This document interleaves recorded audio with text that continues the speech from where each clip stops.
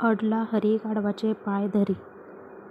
दृष्ट धनगर. एका गावात एक अतिशय भडक व तापट डोक्याचा धनगर राहत होता. एकदा हा धनगर त्याच्या मेंढीच्या अंगावरील सर्वच्या सर्व लोकर कातरून घेत होता. म्हणून ती बिचारी मेंढी त्या धनगराला विनवणी करून म्हणाली, "धनी, हे थंडीचे दिवस आहेत. या थंडीत मला थोडीशी तरी ऊब मिळावी यासाठी तुम्ही माझ्या अंगावरची सर्व लोकर न काढता तिचा थोडासा तरी थर माझ्या कातडीवर राहू द्या."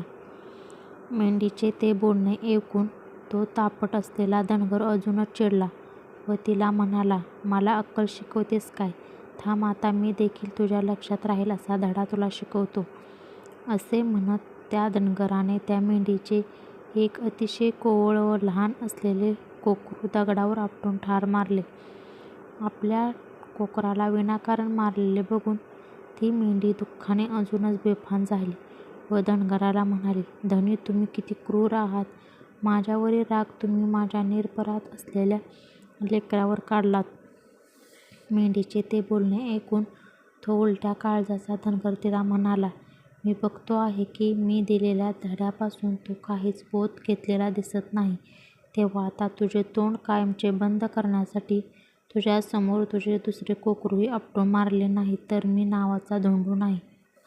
धनगराने ती दिलेली क्रूर अशी धमकी ऐकून ती मेंढी आधीच आपल्या लेकराच्या विरहाने दुःखी झालेली होती.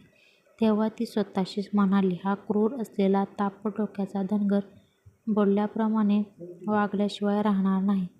तेव्हा आपल्या दुसऱ्या बाळाचे प्राण वाचवण्यासाठी आपल्याला अडला हरी गाढवाचे पाय धरी या म्हणीप्रमाणेच वागले पाहिजे."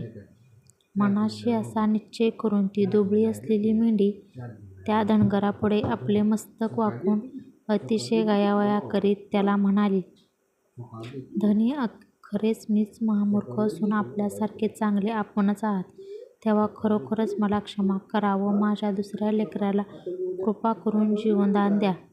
मेंढीला आता आपली थोर योग्यता कळून आली आहे असा गैरसमज झाल्याने त्या धनगराने तिचे ते दुसरे कोकरू मारण्याचे रद्द केले आणि मेंढीचा हेतू साध्य झाला.